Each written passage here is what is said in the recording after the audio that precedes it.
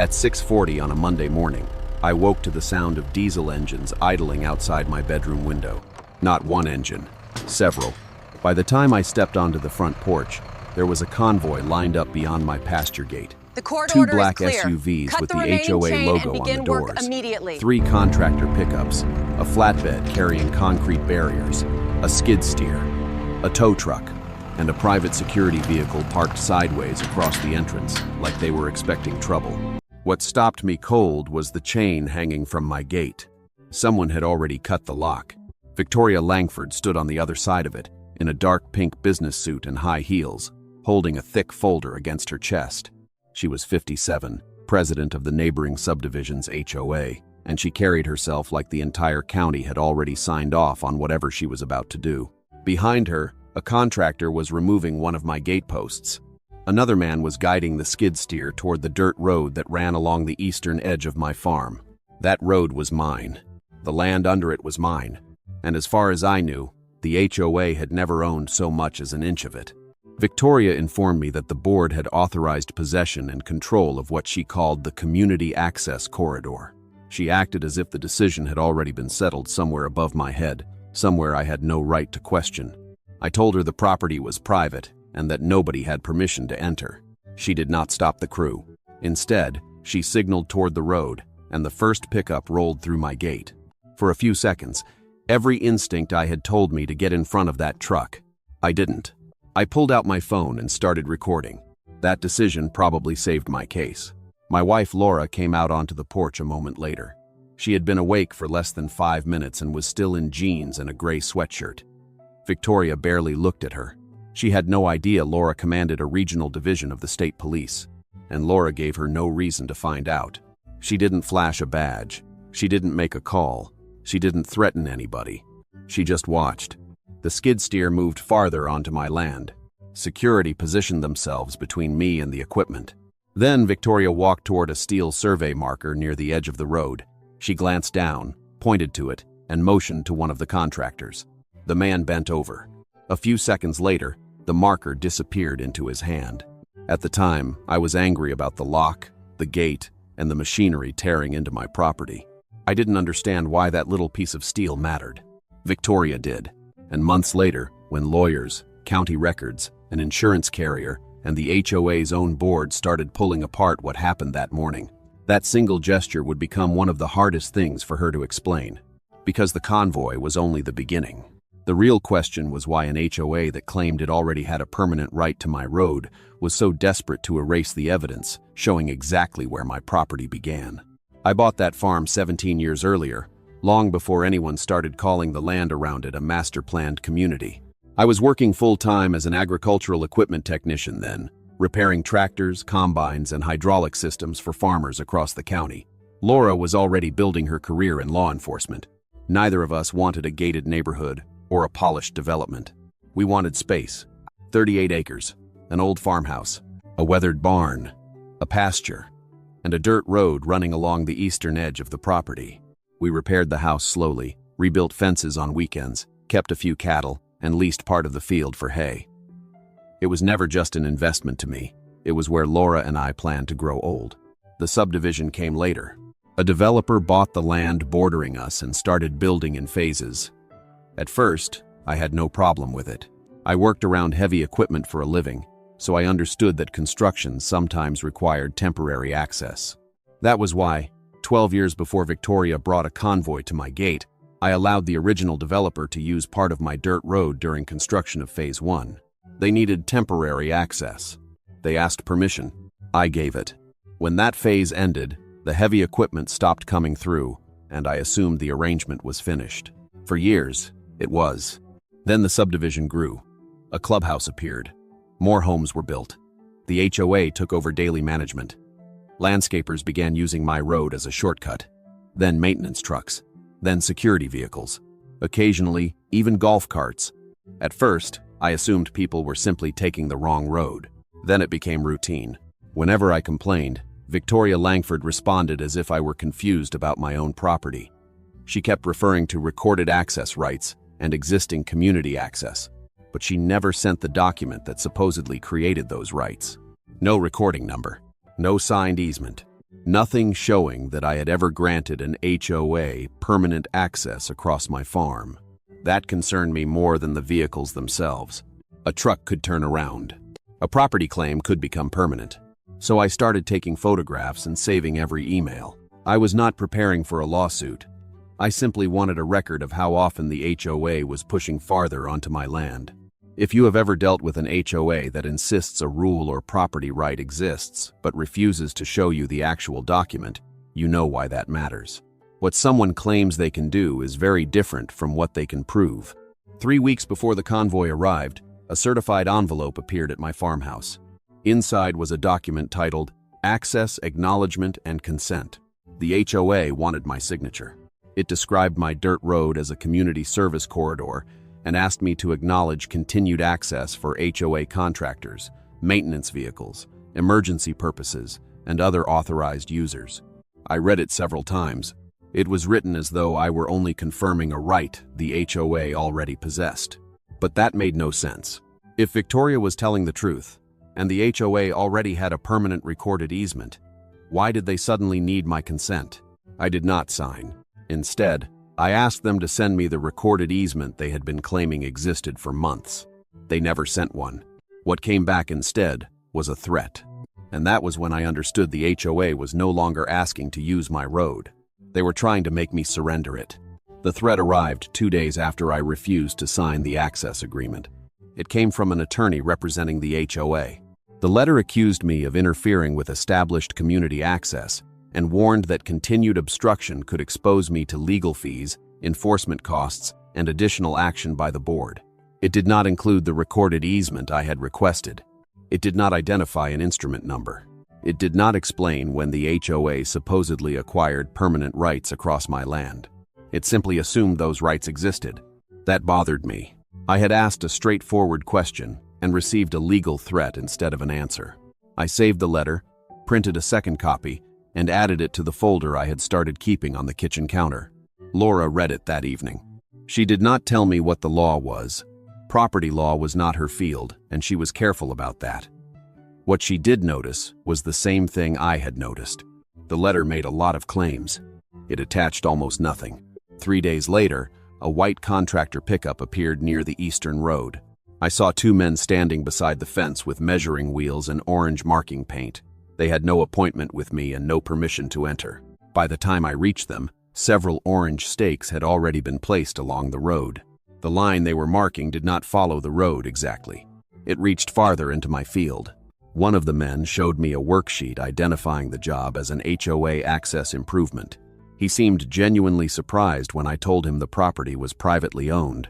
I photographed the truck, the stakes, the worksheet, and the positions of every marker I could see. Then, I told the crew that they did not have my permission to continue. They left without an argument. The stakes stayed. I measured the distance from the old fence line that evening. In several places, the marked corridor extended beyond the width of the road I had allowed the original developer to use years earlier. That was the first moment I understood that this was bigger than unauthorized traffic. The HOA was laying out a new boundary for something. The next morning, a sign appeared near the entrance. Future HOA service access. It was mounted on a temporary post driven into my soil. I photographed it before removing it. I kept the sign. At that point, I had no idea how important small objects like that would later become. I just knew I was done, allowing anything connected to the HOA to disappear without a record. Victoria responded before the end of the day. Her email accused me of removing authorized community signage and interfering with safety-related planning. She also wrote that the board would take whatever measures were necessary to preserve continuous access. That phrase stayed with me. Continuous access, not temporary access, not construction access, not emergency access. Continuous access. I sent back the same request I had already made. Provide the recorded easement. Again, she did not. Instead, the board called an emergency meeting. I did not attend because I was not a member of the association, but one of the residents I knew forwarded me a notice afterward. The board had adopted a resolution declaring the corridor essential community infrastructure. The resolution authorized management and contractors to secure continued access. I read it twice. A board resolution from an HOA I did not belong to was now being used to justify control over land I owned.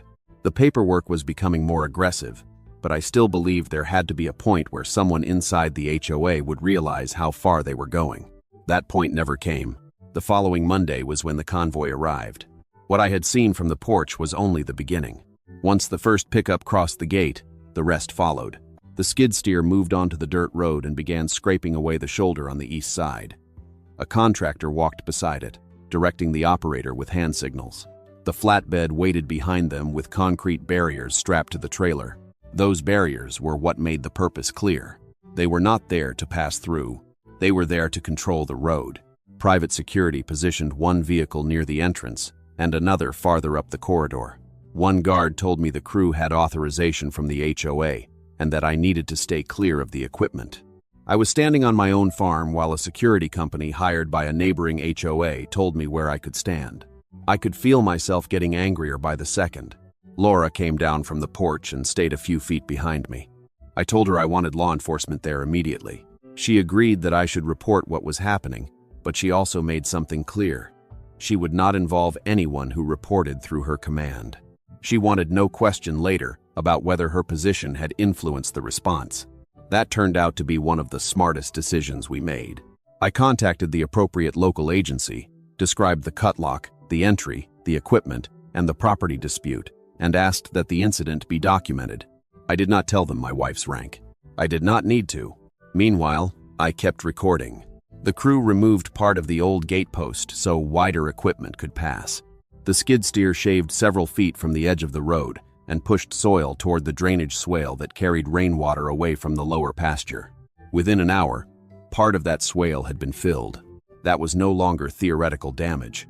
Water moved through that ditch every time we got a heavy storm. Changing its grade could push runoff toward my field or toward the neighboring properties. I photographed the fresh soil from several angles. Then I saw Victoria walking farther down the road. She stopped near one of the old steel survey markers. I recognized it because I had seen it for years while maintaining the fence. She looked down at it, motioned toward one of the contractors, and then stepped back. The worker bent over the marker. A few moments later, it was gone. I did not fully understand what I had just watched. I knew survey markers mattered, but I did not know whether that one was current, whether it still controlled anything, or whether removing it had legal significance. What I did know was that nobody had asked me before taking it out of the ground, so I zoomed in and kept recording. By late morning, the HOA had transformed the entrance to my farm. The cut chain was lying beside the fence. One gate post had been pulled loose. Fresh grading marks ran down the road. Orange stakes defined a wider corridor than before. The drainage swale had been partially buried, and concrete barriers were waiting to be placed along land the HOA still had not proven it had any right to control. Then Victoria handed one of the contractors a printed packet. I could not read it from where I stood, but I heard her refer to an approved plan and instruct the crew to make the corridor conform to it. That phrase bothered me almost as much as the missing survey marker. Approved by whom? I had never approved a road expansion. I had never approved permanent HOA access. I had never signed the acknowledgement they sent me, and nobody had shown me a recorded easement. Yet somewhere, according to Victoria, there was now an approved plan powerful enough to justify cutting my lock, widening my road, changing my drainage, and placing barriers on my property. By early afternoon, the crew stopped work. The local incident had been documented, and the contractor apparently wanted clarification before doing anything further. Victoria looked furious, but she left without giving me the document I had been asking for since the beginning. The convoy pulled out one vehicle at a time. I did not celebrate. Too much had already happened. That evening, Laura and I went through every camera on the property. The gate camera showed the chain being cut. The road camera showed the equipment entering and the grading work. The third camera, mounted farther back near the barn, had a clean view of the survey marker. We watched the footage frame by frame. Victoria walked directly to the marker. She pointed. The contractor removed it. There was no confusion about that sequence. Then I checked the email traffic from the previous night. Buried near the bottom of one message was a sentence I had overlooked before. Victoria had told the contractor to arrive early and make sure the corridor matched the approved plan before residents began using the area. I stared at those words for a long time. There was apparently a plan showing an HOA corridor across my property, and Victoria was acting as though that plan gave her authority to physically reshape my land. I had never seen it. I had never signed it. And the next morning, I decided I was going to find out exactly where it came from. The next morning, I stopped treating the dispute like an argument and started treating it like a file. I cleared one end of the kitchen table and laid out everything I already had. My deed, the survey from when I bought the farm, the certified access acknowledgement and consent Victoria wanted me to sign, the attorney letter accusing me of obstructing community access, printed copies of Victoria's emails, photographs of the orange stakes, pictures of the cut chain, damaged gatepost, graded road shoulder, and partially filled drainage swale. Then I exported the security footage from all 3 cameras and saved copies in separate locations. Laura helped me organize the timeline, but she was careful not to tell me what conclusions to draw. Her advice stayed practical. Preserve the originals. Save the metadata. Do not edit the videos. Do not rely on screenshots when the full files existed. That was useful because the more carefully I organized everything, the more contradictions I started seeing. Victoria kept using 3 phrases almost interchangeably. Recorded access, existing easement, approved corridor. But none of the documents she sent me actually proved those were the same thing. My old survey showed the dirt road running inside my property line. That did not automatically settle every possible easement question, but it gave me a starting point. The road itself was mine. So the real issue was whether somebody else had a recorded legal right to use it. I went to the county recorder's office. I expected the search to be simple. If the HOA had a permanent recorded easement, there should have been a document somewhere in the chain of title identifying the burden on my parcel and the party benefiting from it. We searched under my parcel, my name, the original developer, the subdivision. Nothing appeared that matched Victoria's claim. No permanent easement granted to the HOA. No recorded instrument giving the association control over the eastern road. What did appear was something I had almost forgotten existed. A document from 12 years earlier. Temporary Construction Access License. The moment I saw the title, I remembered signing it. That was the arrangement I had made with the original developer during construction of Phase 1. I asked for a certified copy. Back at home, I read every line. The license allowed construction vehicles to use a defined portion of the dirt road for a limited period. It also contained language I did not remember from years earlier. The permission was temporary. It did not convey ownership. It did not create a permanent property interest. It was not transferable without the required consent. And it terminated after 24 months. I checked the date.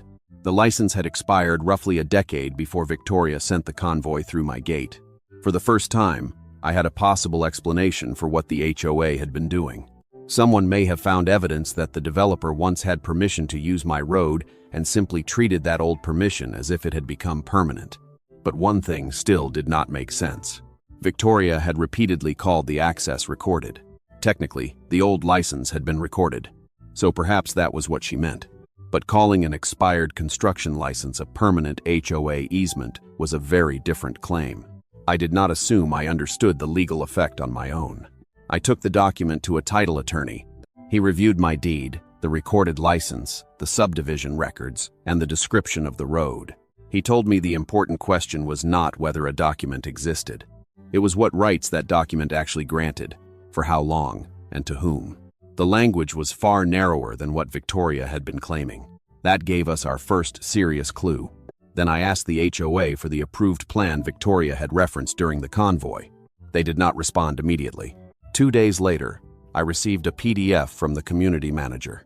The file showed the subdivision, the clubhouse, several service routes, and a corridor drawn across the eastern side of my farm. At first glance, it looked official. There were engineering notes, dimensions, parcel lines, revision boxes, a project title.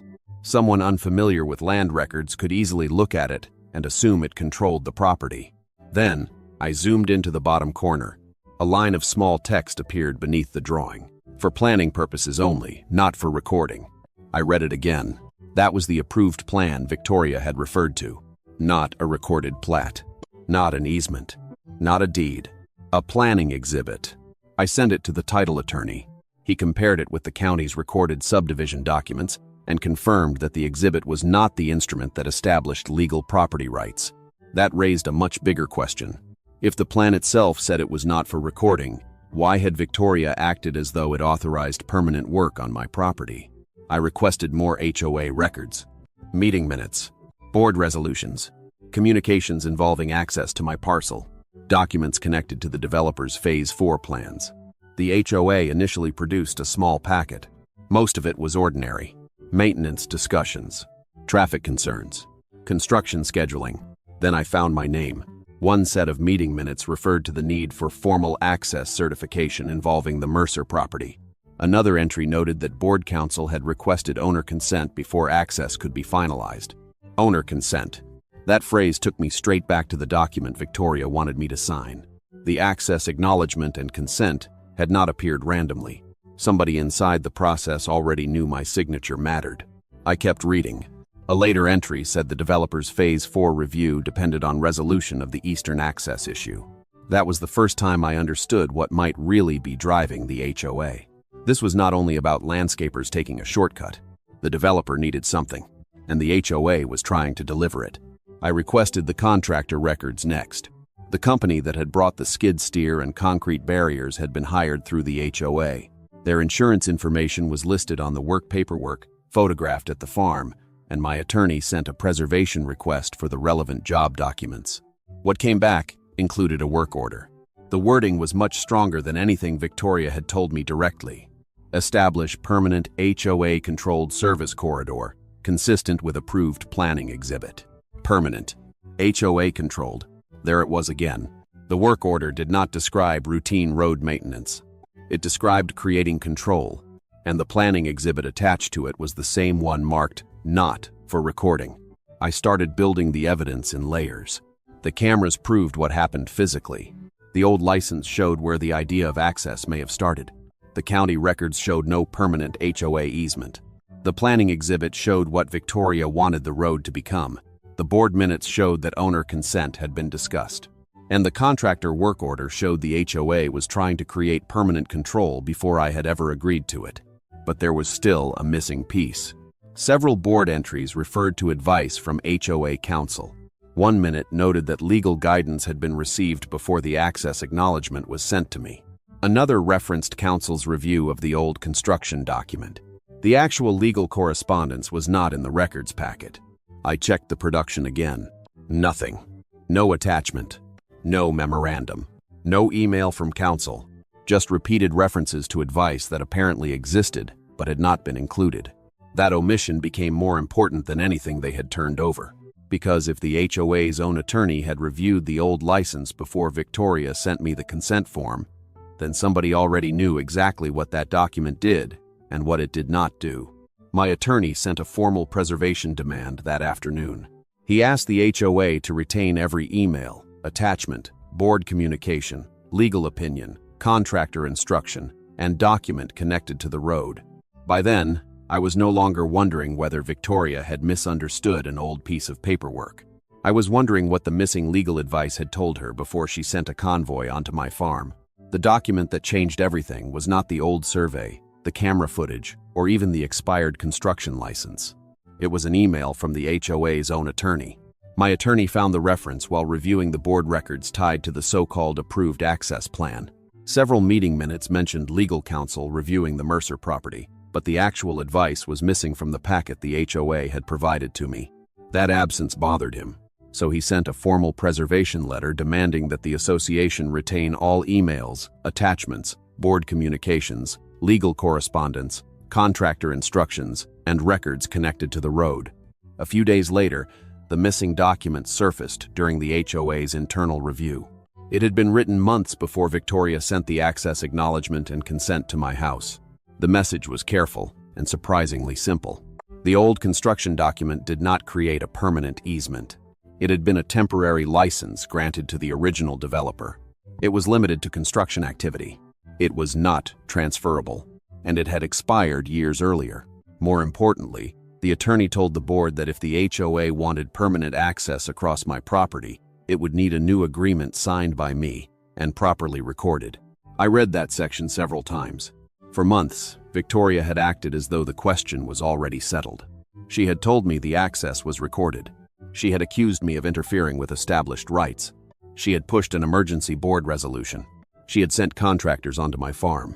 She had authorized my gate to be opened, my road to be graded, my drainage to be altered, and concrete barriers to be delivered. But before any of that happened, the HOA's own attorney had told the board they did not have the permanent access right, Victoria claimed. That changed the entire shape of the dispute.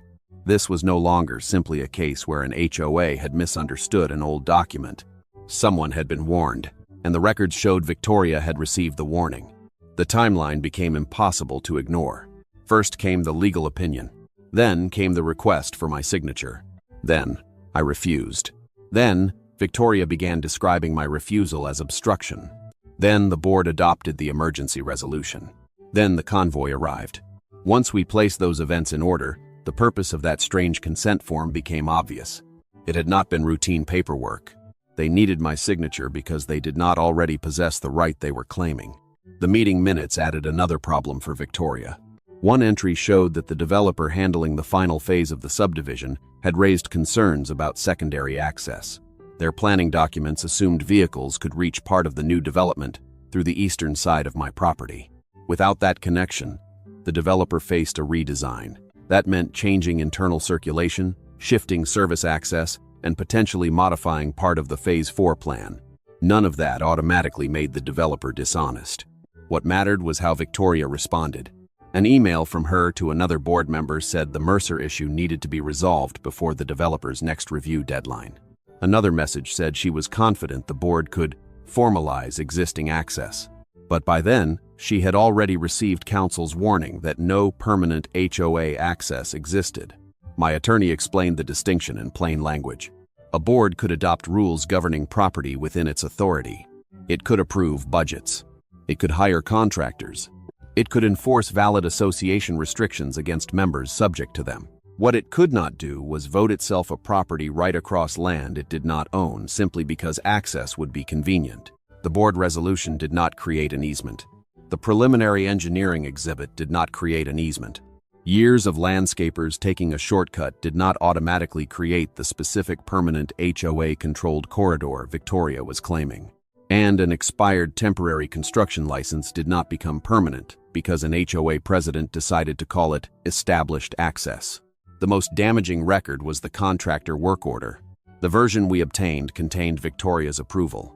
It did not say the crew was merely maintaining an existing road. It instructed them to establish a permanent HOA-controlled service corridor consistent with the planning exhibit. That wording connected the paperwork directly to what my cameras had recorded. The cut lock, the widened road, the removed gatepost, the damaged drainage, the missing survey marker, the concrete barriers waiting on the flatbed. All of it suddenly fit together. They were not maintaining a right they already possessed. They were physically creating the corridor they had failed to obtain on paper. I remember sitting at my kitchen table with Laura when my attorney explained what the evidence now showed. I expected Laura to be furious. She was. But she was also extremely careful. By that point, she knew the situation might involve more than a private disagreement. Property damage, unauthorized entry, the removal of a boundary marker, and the contractor instructions all had to be evaluated by the appropriate agencies and attorneys. She made one decision immediately. She documented that she would have no operational role in any law enforcement response connected to our property. No officer directly under her command would make decisions about the case. No one was going to be able to claim that she had used her position to settle her husband's property dispute. Victoria did not know that yet, and that would matter later. My attorney assembled the evidence into one package. The deed, the original survey, the temporary construction license with its expiration language, the preliminary planning exhibit marked not for recording, the access acknowledgement Victoria had asked me to sign, the board minutes, the HOA attorney's earlier warning, the contractor work order, the camera footage, the photographs of the damaged gate and drainage, and the repair estimates. Then, he sent a formal demand to the HOA, its insurer, and the relevant parties involved in the work. For the first time since this began, Victoria stopped emailing me directly. The silence lasted several days.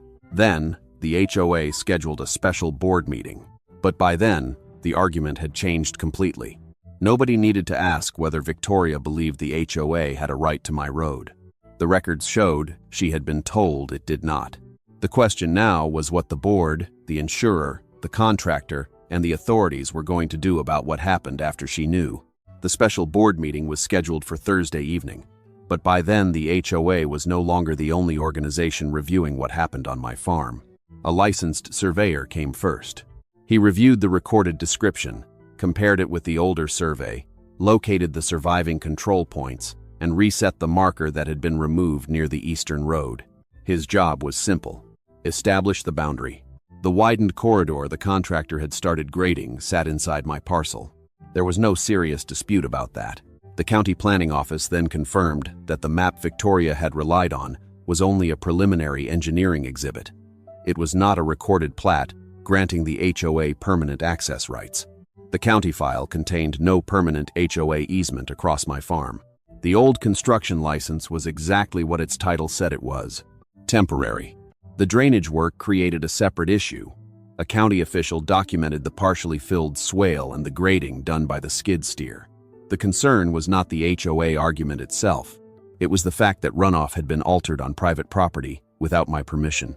By then, the HOA's insurance carrier and the contractor had both received my attorney's evidence package. That was when the blame started moving. The contractor said its crew entered the property under written HOA authorization. They produced the work order. Victoria's approval was on it. The document did not describe routine maintenance. It said the crew was to establish a permanent HOA-controlled service corridor consistent with the planning exhibit. That made it difficult for Victoria to claim the contractor had simply misunderstood her instructions. The local law enforcement side remained separate. The cut lock, damaged gate, entry onto the property, and removed marker were documented for review. Nobody pretended a deputy could settle a civil easement dispute at the roadside. The boundary, ownership, and access questions were being handled through the survey, recorded documents, attorneys, county records, and insurance process. Laura stayed out of every operational decision. She had already documented her conflict and made sure no officer directly under her command handled the matter. That decision became important at the board meeting. I arrived with my attorney. Laura came with me, but she sat with the audience. Victoria was at the front of the room in her dark pink jacket, surrounded by folders. She still looked composed, but the room was full of residents who had already heard about the convoy and the possible redesign of Phase 4. The HOA attorney spoke first. He walked through the documents without drama. The temporary license had expired. The planning exhibit did not create a property right. The HOA never obtained my signed consent. The board resolution did not create an easement across land the association did not own. Then he confirmed something Victoria could not explain away. The board had been told before the convoy arrived that permanent access would require an agreement signed by me. The room went silent. Victoria tried to blame the contractor. My attorney handed the work order to the board. Her approval was on it. Victoria then argued that the crew had only been preserving long-standing access. The attorney returned to the old license. Temporary construction access was not permanent HOA control. Years of convenience did not create the specific permanent corridor Victoria had been claiming. That was when she looked toward Laura. Someone had apparently told her who my wife was. Victoria said she was concerned the HOA was being pressured by a state police commander in a private property dispute. Laura did not respond. My attorney did. He explained that Laura had removed herself from any operational involvement before outside agencies reviewed the case. No officer under her command was making decisions about my property. The survey, county records, contractor documents, insurance review, and HOA attorney's own advice existed independently of her position. Victoria had expected Laura's rank to become the issue. Instead, it became irrelevant. The evidence did not need her badge. Then, the contractor's representative confirmed that his company had relied on HOA instructions. An insurance representative asked whether Victoria had full board authority to order permanent work on property the HOA did not own. Nobody answered. A board member requested executive session. Victoria objected. The board continued anyway. When the doors reopened, Victoria's papers were no longer in front of the president's seat. The vice president announced that she had been temporarily removed from presiding authority pending an internal review of the access project, contractor authorization, and prior legal advice. A week earlier, Victoria had stood at my gate while a convoy entered my farm. Now she sat silently while her own board examined the documents she had tried to outrun. The final consequences did not arrive all at once. They came through paperwork. The HOA's insurer reviewed the photographs, survey records, contractor authorization, and repair estimates. The association eventually agreed to pay for the damaged gate, the disturbed road shoulder, the drainage repair, and the cost of resetting the survey marker. They also reimbursed the survey expense. More important than the money was the written acknowledgement that followed. The HOA formally recognized that it did not possess a permanent easement across my farm. The so-called community access corridor was removed from its internal maintenance documents, and the board issued instructions that no contractor, security vehicle, landscaper, or HOA employee was to enter my property without written authorization from me. The concrete barriers never came back. Neither did the signs. The developer had to redesign the secondary service entrance for Phase 4. That cost them time and money, but it was their problem to solve. Convenience did not give them a right across my land. The contractor repaired the areas its crew had damaged and closed its involvement with the HOA access project. Victoria's situation took longer. The internal review focused on the contractor work order, the emergency board resolution, the legal advice she had received, and the way she presented the access issue to the rest of the board. She never admitted she had tried to take my road. She described it as a misunderstanding, a maintenance dispute, and later, a failure of communication. The documents were harder to rename. Within weeks, she was removed as HOA president. A special vote installed new leadership, and the board adopted a requirement that future property access claims involving land outside the association had to be reviewed by council before contractors were authorized to act. Nobody came to my house with an apology ceremony. I did not need one. What mattered to me was the gate. The new post went in first, then the chain, then the marker was reset. The drainage swale was restored, and the edge of the dirt road was graded back to where it had been before the skid steer arrived. A few mornings later, I stood there with a cup of coffee and looked down the same road Victoria had tried to turn into HOA property. There were no black SUVs, no security guards, no skid steer, no concrete barriers. Just a dirt road running across land I had bought 17 years earlier. Laura never issued a police order on my behalf. She never sent officers to intimidate the board. She never needed to. That was probably the part Victoria understood last. She had been worried about my wife's rank, but Laura's badge was never what beat her. What beat her was a camera timestamp, a temporary construction license with an expiration date, a planning map marked not for recording, an attorney's warning, a contractor work order with Victoria's approval on it, and a property owner who stopped arguing long enough to start documenting. I did not win because I shouted louder than the HOA. I won because when they finally had to explain themselves in front of people who cared about records instead of titles, every document pointed in the same direction. The road was mine. It had always been mine. And if you have ever watched an HOA act as though a board vote can override someone else's property rights, share this story with someone who needs to hear it. And if you want more stories about ordinary homeowners who fight back with evidence instead of intimidation, subscribe and stay with the channel.